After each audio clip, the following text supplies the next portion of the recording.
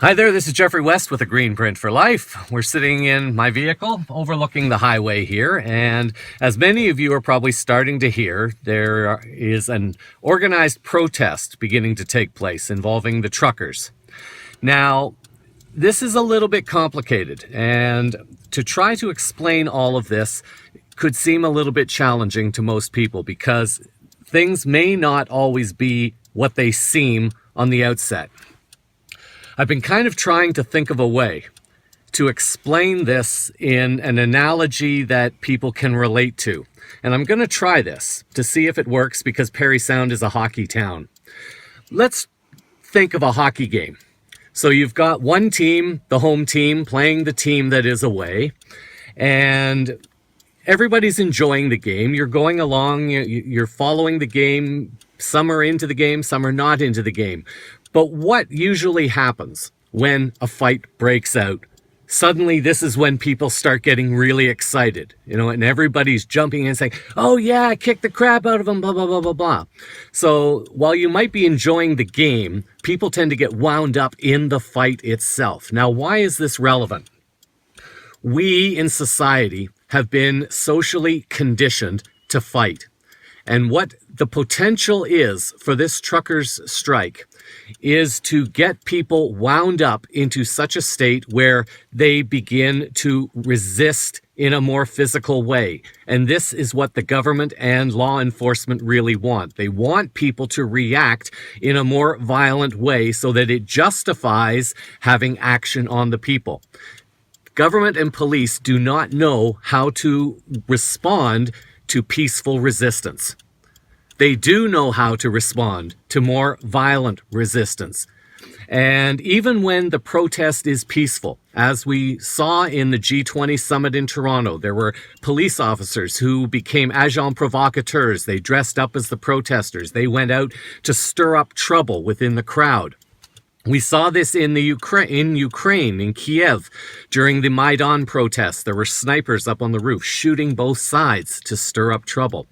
So there is this potential that something could go on with this particular truckers' strike. Now, that's why it's so important to use your own discernment. Don't necessarily listen to me, don't necessarily listen to the media, but simply be aware that there are several agendas taking place. Now, let's talk about this hockey game analogy again for just a moment. The hockey game that is playing in your mind might not be the same hockey game as someone else. So, for example, we could, on a more superficial society level, consider that the government is one hockey team, the public is another hockey team. And they're playing off against each other, they're playing the game, and a fight breaks out. Well, there is actually a much bigger hockey game that's taking place. A game between I'll call them the light forces and the dark forces. There is a group and an entity that has been kind of at war with humanity and the planet for a very long period of time. And there is this team of light-oriented people who are attempting to bring back the higher consciousness wisdom that has been prophesized within many indigenous cultures. And they've spoken of this time when these energies would come back to the planet. And this is now that time. And there is this polarization that is developing between the away team and the home team. Now, the question is, which team is the away team and which team is the home team? Well, I would like to think that the home team is humanity and the light, because that is the vision that is really being played out on the planet.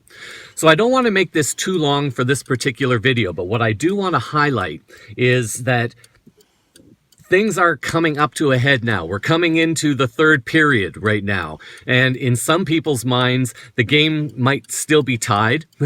Or, from my perspective, having spent so many years looking at the overall picture, I see the good team as having already won this battle. So I'm not getting into the fear, and that's what's really important for people to understand right now.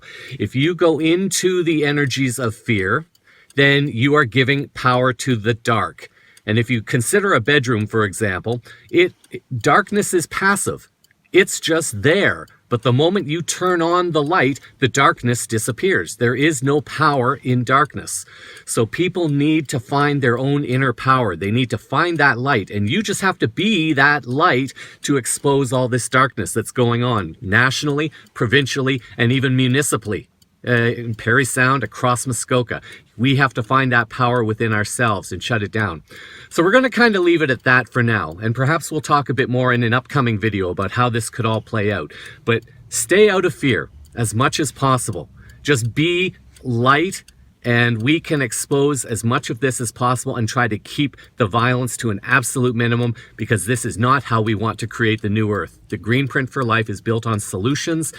This is what we need to focus on. Mayors and councils are neglecting their communities. Let's move forward and talk about solutions. We'll see you next time.